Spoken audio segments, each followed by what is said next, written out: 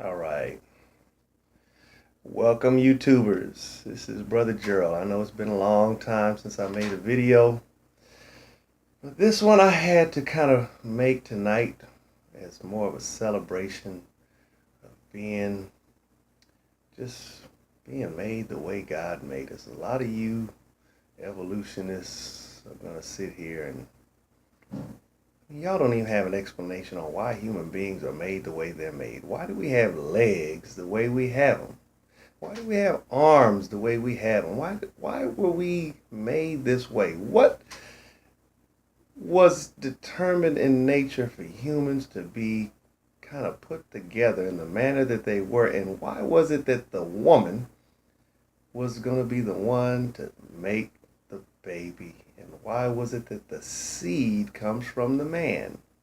And why do we even kind of relate these things one to the other? Why do we say that the man has the seed and the woman is plowed by the man?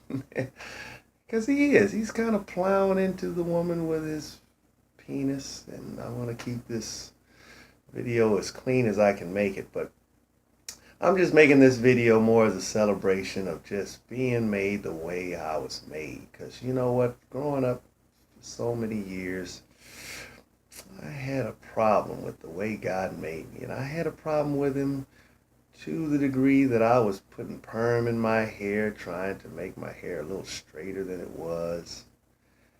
Because it seemed like most of the brothers with the curly hair just seemed to have a little bit more of an advantage over me being able to get the girl.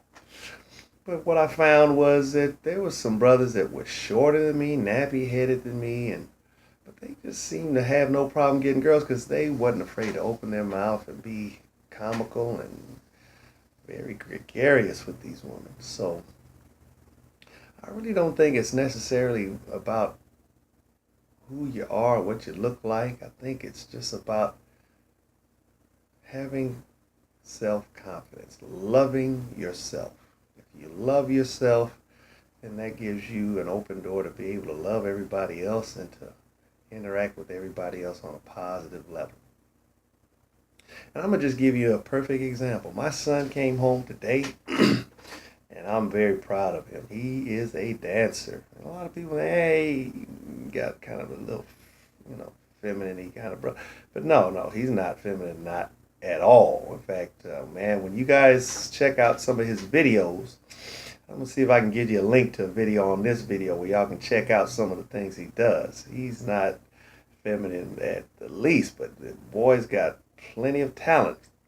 But I'm just going to kind of give you an example that he's got an opportunity to actually choreograph for a musical artist, and he's really excited about the opportunity. And I'm very proud that someone has recognized his abilities to the degree that they're going to actually give him an opportunity to do what God may have put him on this earth to do, to be entertaining to people and to profit from all the gifts that God has given him. So he was telling me that a lot of the things that he's been able to do now have become fairly easy for him to accomplish.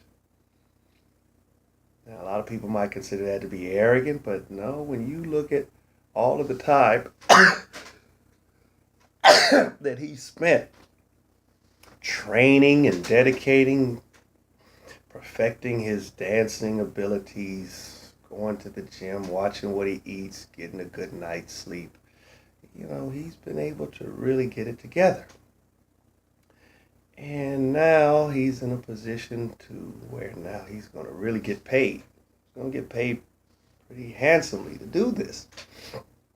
But he was working for this other dancer, and a lot of people would say that, wow, this other dancer that he works for, the other guy owns a dance studio, and he's a very talented dancer in his own right.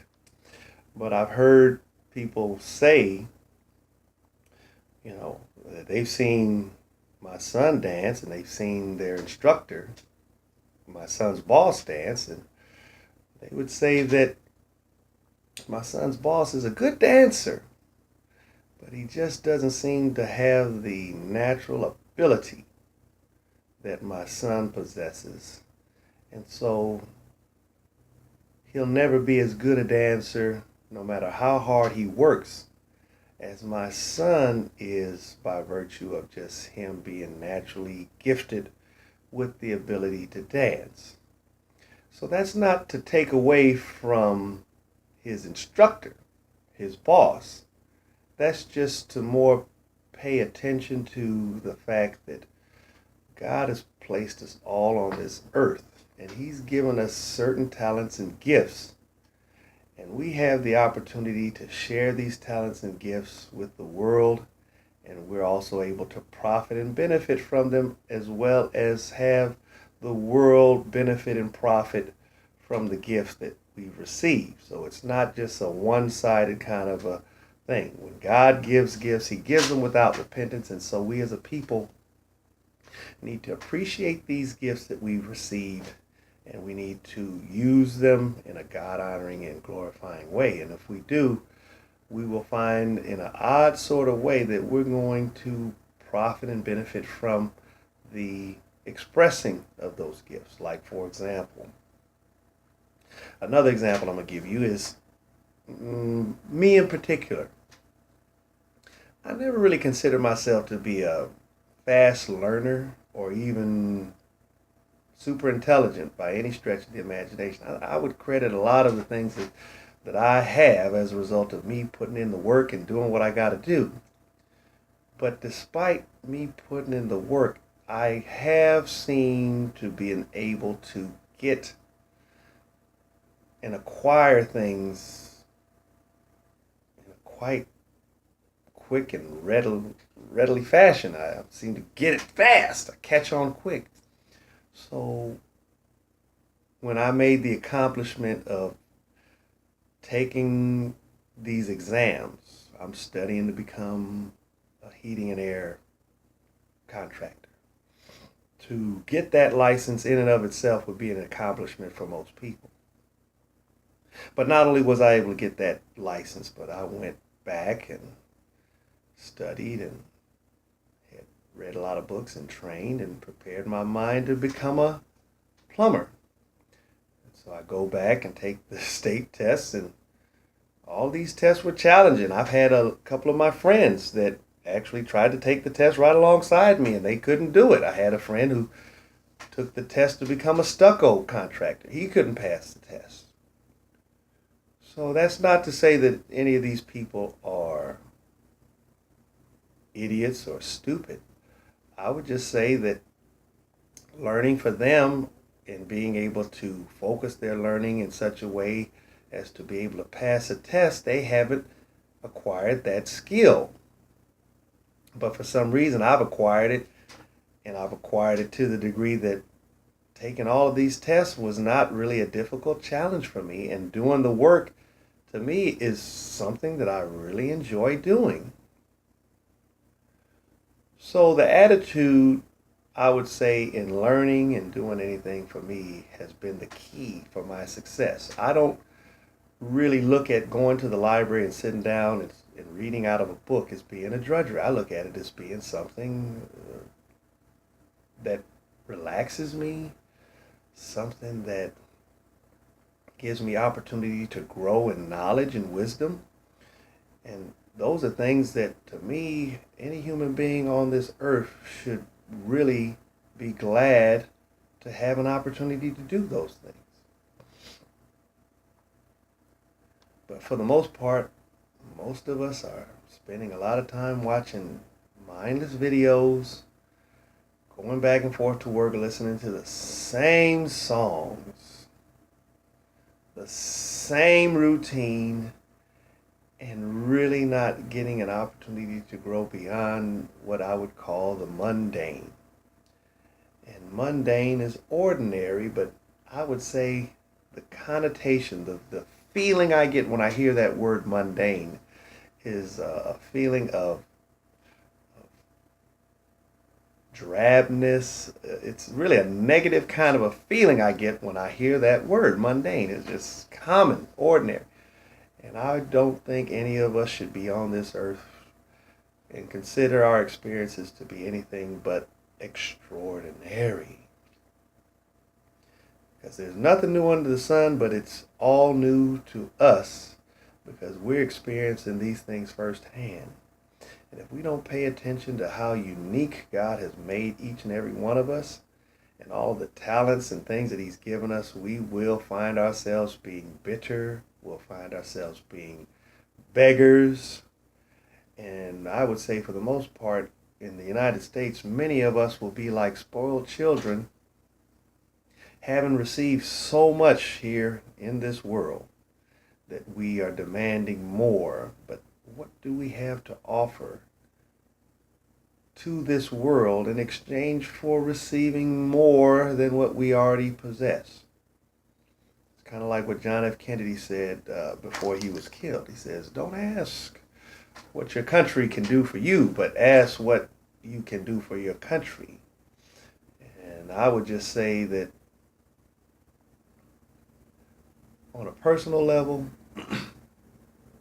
I'm on this earth to shine a light that's been given to me, and the light that's been given to me is life. And the life that I'm going to live is going to be a life that is God honoring because He's the one who made me. I don't know why I look the way I look. I don't know why I got this type of hair. It feels like cotton. It's coarse when I let it grow out to an afro. But it's a gift that God has given me, and a lot of my friends are losing theirs, and I'm like thinking I might be losing a little mine. And 1 minute as a youngster, I didn't want it. Now I'm hoping that it doesn't go away till death I do part. I don't want this stuff to go now. I want to keep it. In fact, I'm probably going to let it grow out again and maybe start wearing cornrows because to me that's a hairstyle that's unique to black men. I don't see white men being able to wear cornrows. I got a friend, he's from Serbia. He wore cornrows, but he just don't look as manly wearing cornrows as a brother does. Somehow brothers just seem to be looking so masculine with the cornrows in their hair and with the hair designs and things like this. So with that, I would just depart, and I just ask for you guys to think on these words. This is not a Bible study. This is a personal edification. Appreciate what God has given you, and don't covet your neighbor for what God has bestowed upon him, because in doing so, you're going to diminish the gift. You're going to diminish enjoying what God has blessed you with, and you might not even be able to promote what God has given to you as being a gift. I used to look at my hair as being something of a curse. It's bad hair. What's this bad hair thing about? No, it's just hair. And some women like what we would call nappy hair. But I don't think it's the hair that they like. I think it's the confidence. I think it's the man inside this thing called the body who has the hair that they find attractive. So with that, I just hope that this will help to edify you guys, whether you be white, or black, or Latino, Asian, whatever persuasion God has seen fit to place your spirit into. Appreciate what God has given to you and make the most of it. And for that, you will be blessed. Trust and believe it'll be a blessing nonetheless. And with that, I depart. So peace still, y'all.